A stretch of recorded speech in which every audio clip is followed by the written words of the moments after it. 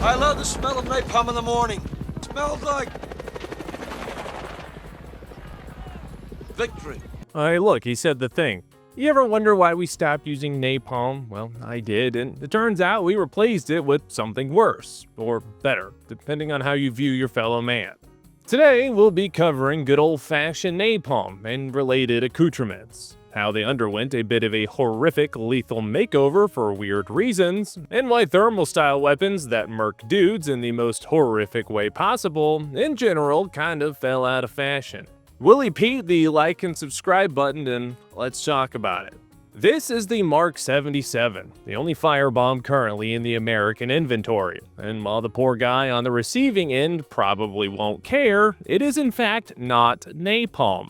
Technically, at least. Napalm B, or just napalm, the stuff we think about when we think of giant firebombs, is a mixture of gasoline, polystyrene, and benzene. For legal purposes, this is an educational video, not a how-to video. The not napalm that we use now is a mixture of kerosene, polymer, and an oxidizer. So what's the difference?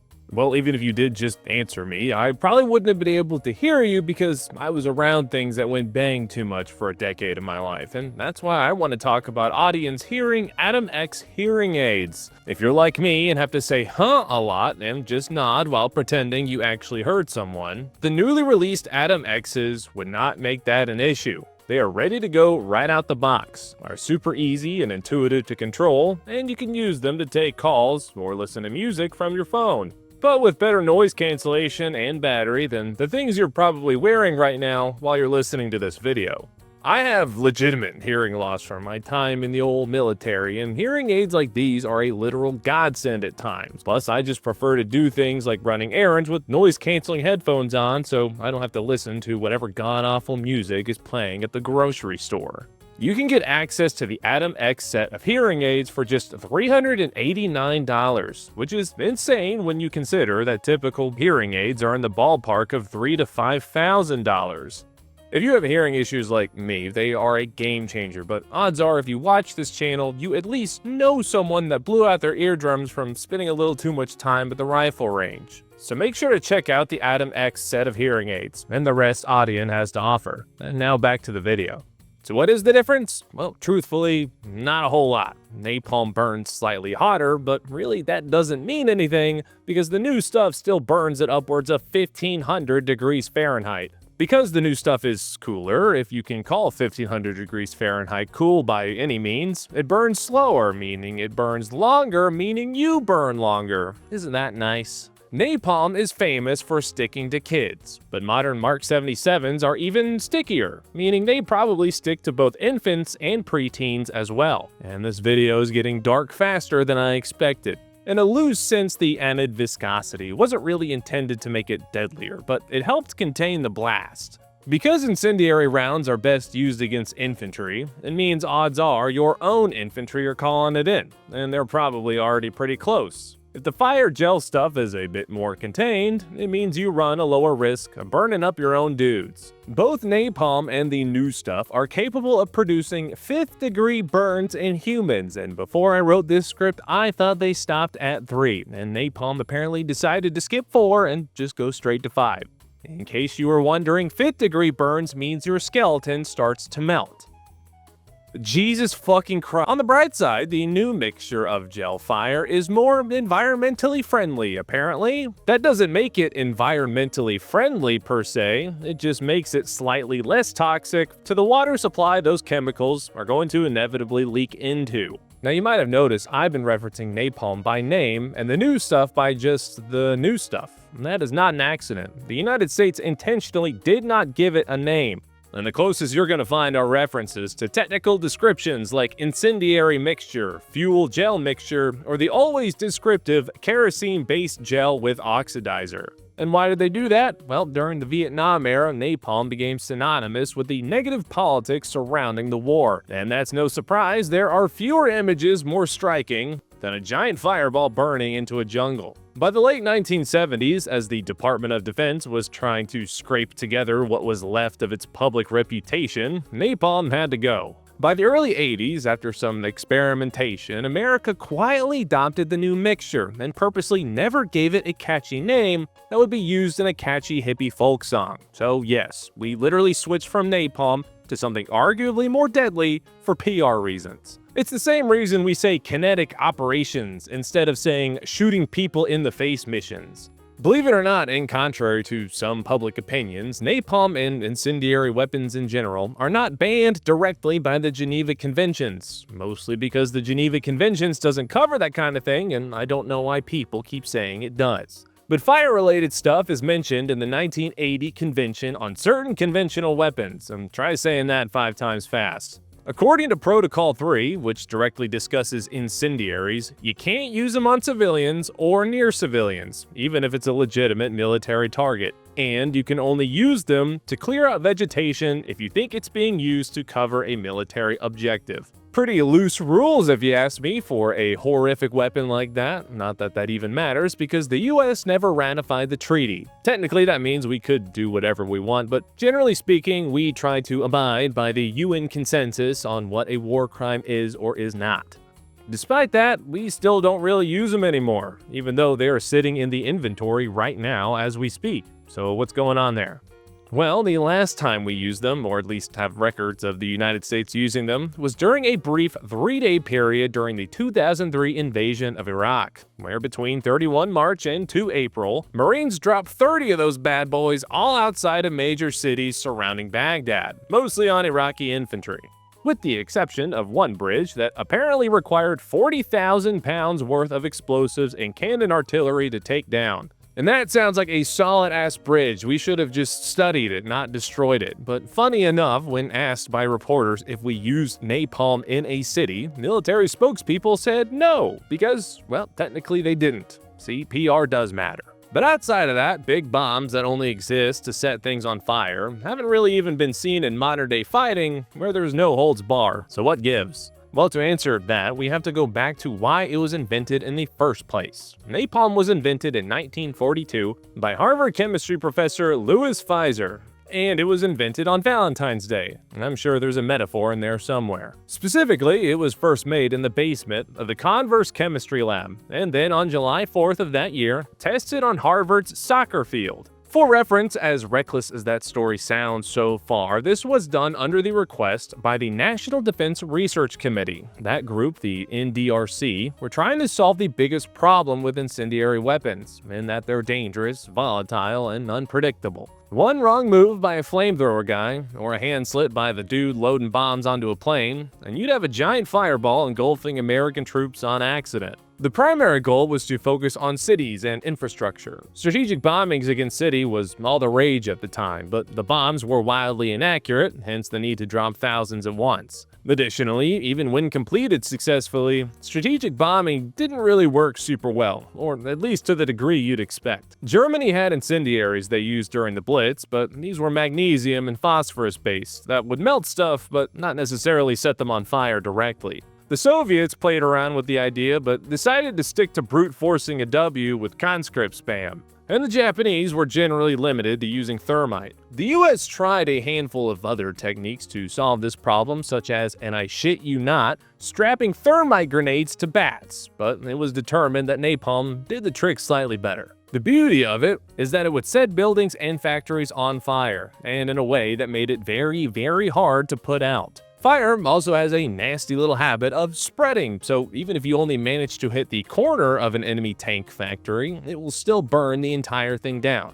And then all the buildings next to it too. We first started using napalm operationally in 1944, primarily in the Pacific, against hunkered-down Japanese defensive positions. And of course that one time in March of 1945 where we basically burned down their entire country and then nuked it twice. Don't touch the boats. But the beauty of napalm compared to what came before it was that it was stable, at least more stable than other things. It posed less of a risk to the service members that had to use it, and because it was a jelly more than a liquid, it made it more predictable once it did go off. That predictability means that it can be used more accurately and closer to friendly forces, but more on that last part later.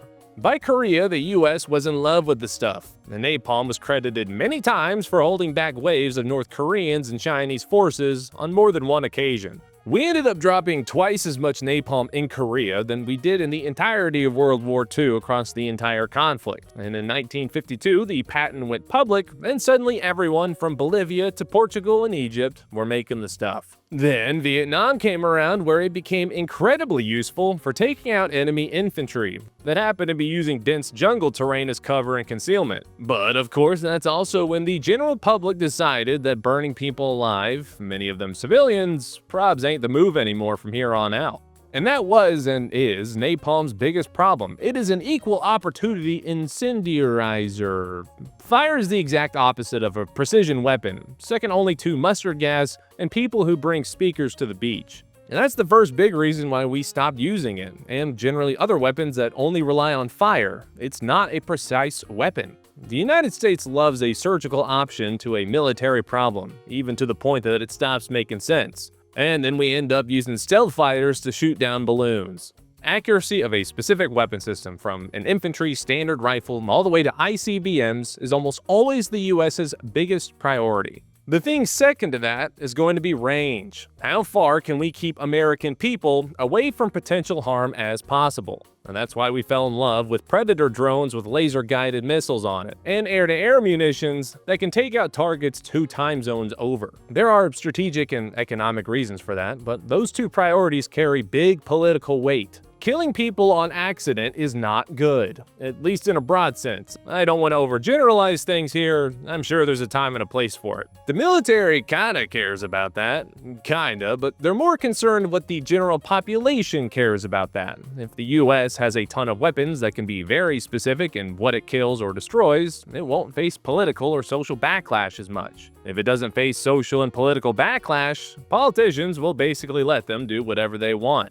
I'm not here to say that's a good or a bad thing. It's kind of like using the wrong formula on a math test and still getting the right answer. And that's why we invented Hellfire missiles made of samurai swords instead of explosives. The less collateral damage and risk to civilians, the better.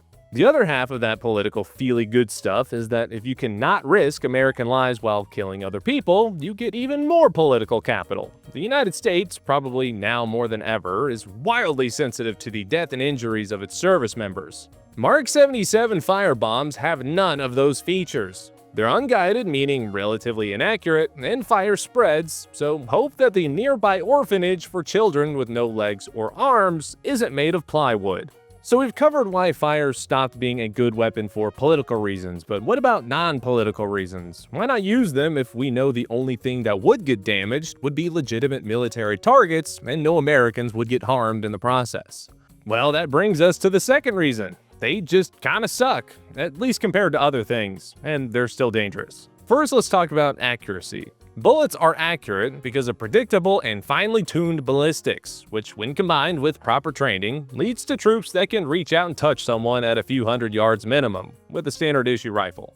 Same goes for rockets and artillery. Missiles are accurate because they have some kind of tracking system and the ability to change course mid-flight. Unguided bombs, or dumb bombs like the Mark 77, can be accurate, but most will be retrofitted to be able to have some kind of guidance these days. But even those that aren't can generally get away with it because explosions are somewhat predictable. Napalm, and the stuff formerly known as napalm, is not. Sure, when it hits the ground, well, something is going to happen, but that something might not be destroying the target we need it to. If you're in a tight spot and the pucker factor is at 11, the last thing you want is the air support you called in to miss the thing that is about to kill you.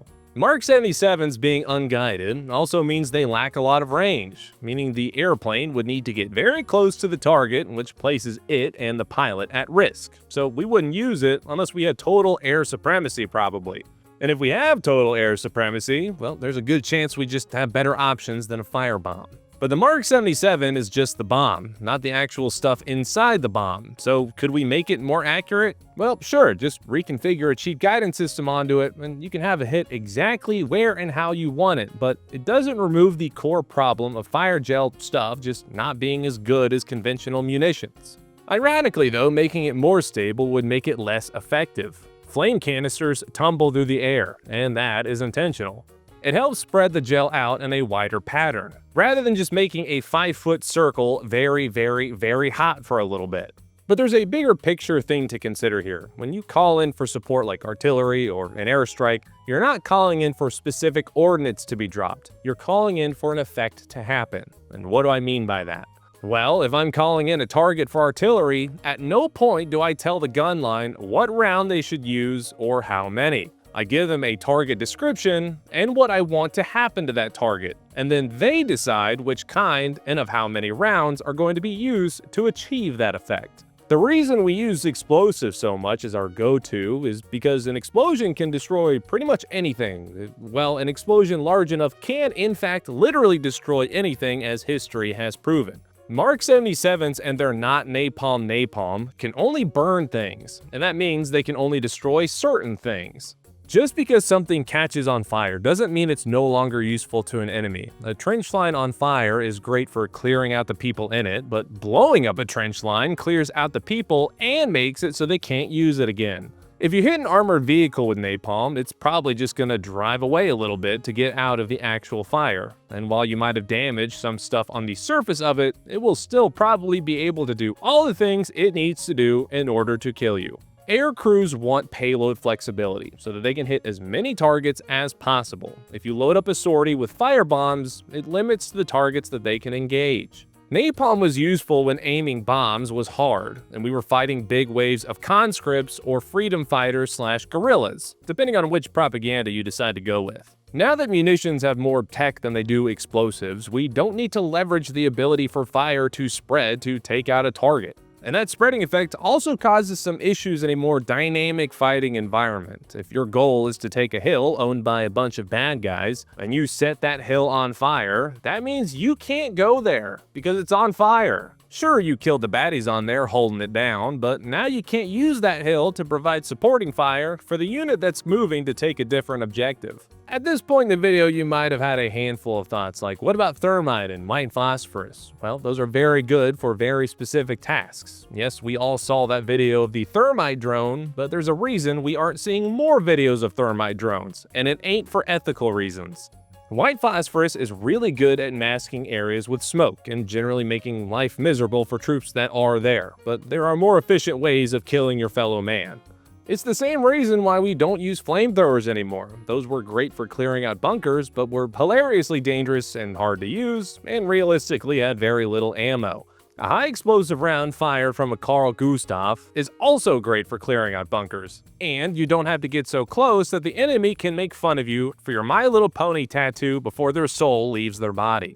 So why don't we use fire as a weapon anymore? In short, everything else does a better job, and the government gets a political pee-pee slap when they do use it. And there's a reason China is the only country still posting videos of dudes with flamethrowers. That doesn't mean I don't want one though. And on that note, thank you for watching. I hope you enjoyed today's video. Please subscribe, and I will see you in the next one.